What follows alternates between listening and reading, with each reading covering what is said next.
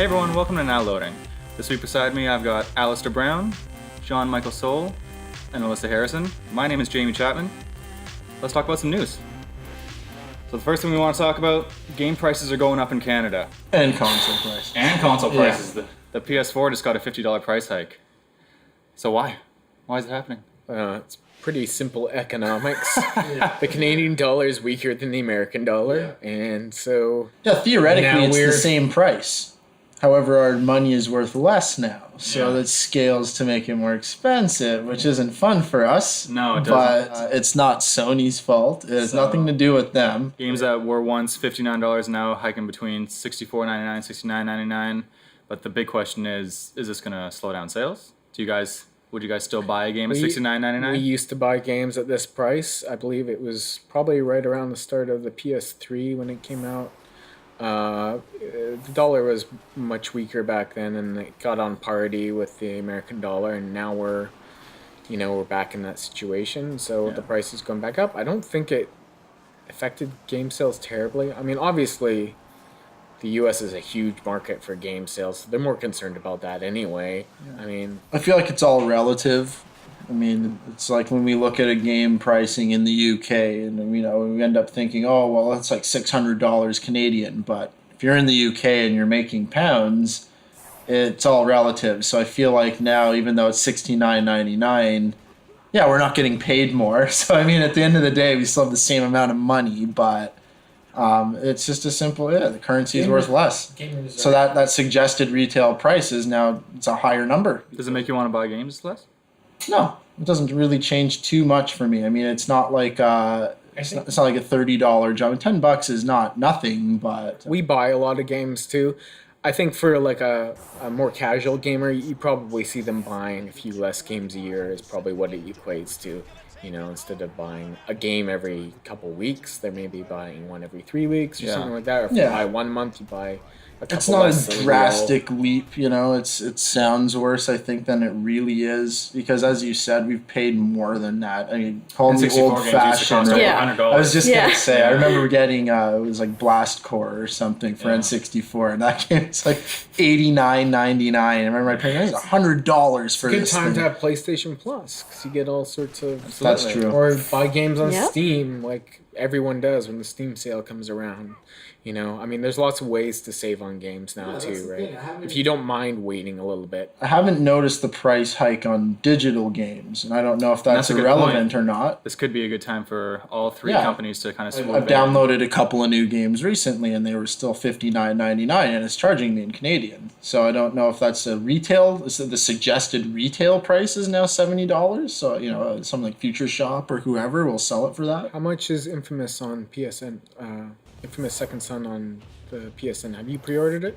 No, You know what? I think it's 69. I think it's $69 on PSN. So digitally, It might take a bit of time, but it might. I bought Stick of Truth in store, and it was $70 or $64.99. I think in store sorry. you're going to see the $70 price though after difference right tax. away. Yeah. My question is, I wonder if we'll be able to find PlayStation 4s now because they've been sold out for like ever.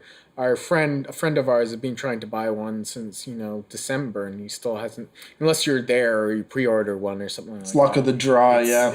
Yeah. It's been really tough for him. So I'm wondering if maybe you'll see a little dip in sales in Canada for the PS4. I feel like anybody who still wants one of those, the $50 is If they want nothing. it, they'll get it. Yeah. I know there It's better were than buying one off Craigslist, which Yeah, or is still eBay or happening. Yeah. something. You'll still save money at this point if you can find it. That's the Do challenge. you think people might be swayed from PS4 to an Xbox One? Because with the Xbox One, the Titanfall bundle, which is a game you would probably end up getting anyway if you were to get an Xbox One, it makes them pretty much the same price. I don't think so. I think there's still enough. People have been pretty decided from the beginning between PS4 and Xbox that if you were originally planning to get a PS4 from the start, that a $50 difference wouldn't make you switch over to the And even with Xbox the at this $50 point. difference, it's still cheaper than an Xbox One. I think the big argument, though, is if you want a next-gen console, one is ready for you at the store, easily accessible, and the other one is nowhere to be found. So if you really want to jump in now, I guess Xbox is kind of your only choice,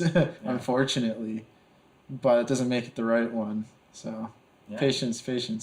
Sony released a bit of info on the PlayStation Now pricing rental, their strategy. So PlayStation Now is the new, in case anyone doesn't know, is the new game streaming service that's Netflix coming for out games. hopefully in the summer. It's basically Netflix for games, so you'll be able to I hope, yeah. stream PS3 titles to your PlayStation 4 and get a back catalog of all sorts of games, which, you know, PlayStation has a huge library of, just to, in case anyone doesn't know what that is. But yeah, That's the thing, though. What this leaked information has shown me is more so that it's on an individual basis. It looks like if you want a game, Yeah. you're going to rent them one by one, and the accessibility is kind of the selling point. But what I always had hoped for was something like Netflix, where they say, you know, we have 300 titles we can stream. That's kind of how they sold it originally. Right, I and mean, they kind of set it's it up still- like Yeah, it's the going to be subscription you're going to be model. able to access It all these still games could at very once. well be that. I mean, we don't know what the price plans are. We're just speculating purely.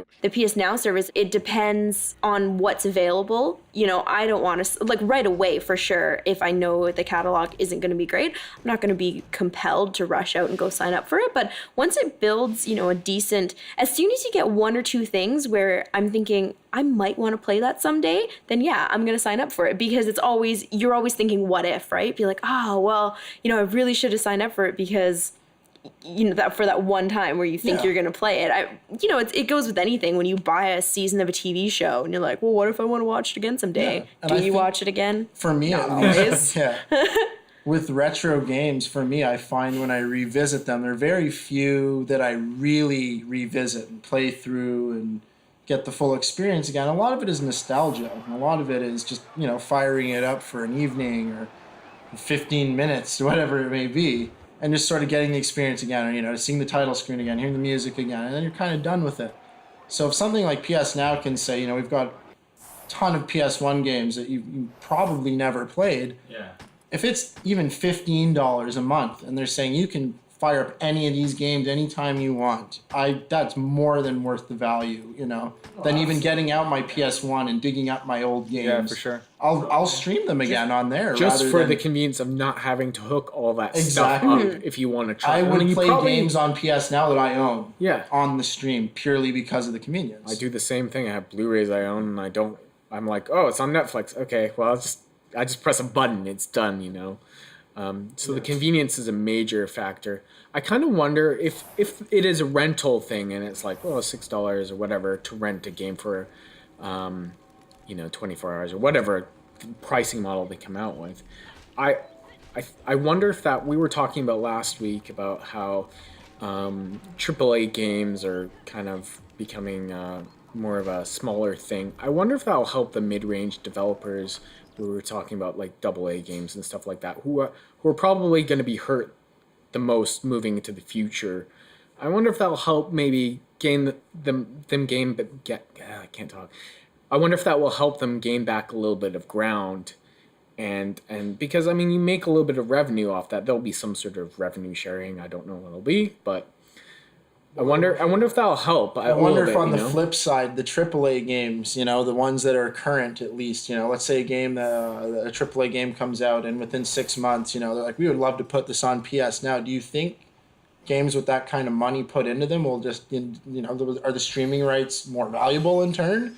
You know, are they going to lose money by putting their games on a service like that? And that's what this expert we were referring to before was saying, you know.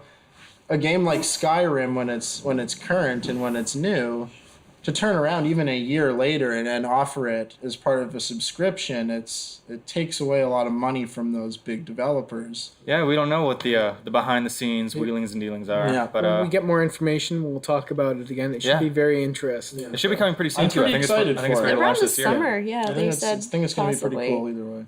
Okay, so let's throw Vic a bone here. Let's talk about some Batman. We have to talk about Batman. We do. No, this Batman seems worth talking about. This is a is Batman built from the next gen up, from the ground up. This is serious business here. Batman Arkham Knight was recently announced with a pretty sweet new trailer. It announced exclusively on PS4, Xbox One, and PC. So this is one of the first games to draw a line in the sand, we're going ground up next gen, as you said. Leave the past in the past. Yeah. So Full next gen Yeah. or current gen, I guess it'll be when it launches. Yeah, when can we call it current When gen? do- That's when a do we good we switch should be question. calling it. We should be calling it current gen. It's When current current What gen. month is it Right, now? so- Yeah, it's been Yeah. out for 5 months or 4 Yeah, months. we can call PC the next gen still, right? PC's Fine always argument. current gen. So. Yeah, there you go. So, Batman Arkham Origins came out last October. It was a very good game. I feel like Batman Arkham Origins gets a bit of a bad rap because I feel it's a prequel. It was given to a different developer, Rocksteady. My apologies. They weren't developing it. They sent it off to WB Montreal so they could work on this one, Arkham Knight. And I feel like once you give a game to a different developer and you make it a prequel, it's kind of one of those situations where no matter how good it is, people aren't going to like it as much. They just kind of decided in their mind. But It'll inevitably be compared to the other ones. yeah, And they're different games. and in all fairness, Arkham Origins, it didn't do a lot to reinvent the franchise, but it told a fantastic story. I'd actually say story-wise, agree. it's the best out It of the was three. really good. I liked it a lot too. But it got a lot of bad flack. So I feel like, did it do anything to kind of damper the excitement for this upcoming one? Absolutely not. Yeah, I I mean, don't think so everyone's either. very excited. I'm excited about Yeah. this game. I can't wait to see what it looks like. I can't wait to see some gameplay.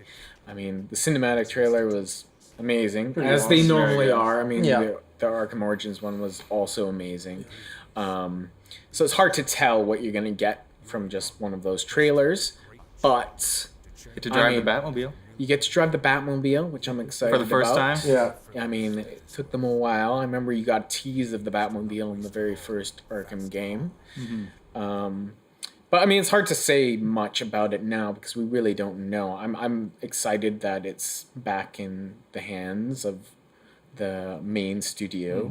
Yeah, I think the facts are purely the fact that Rocksteady is making the game. That's kind of the big fact, and that's almost enough for me because those first two games that they made, They they were hit on phenomenal. every single level for Yeah. me at least, and a lot of Batman fans, you It's know. very obvious now why they handed off Origins to another studio Yeah. is because they were busy working on this game. So I mean, it has been in development for a while, Yeah. which is also a very good thing. It's not something that's And been strictly on cranked new out in a year. hardware.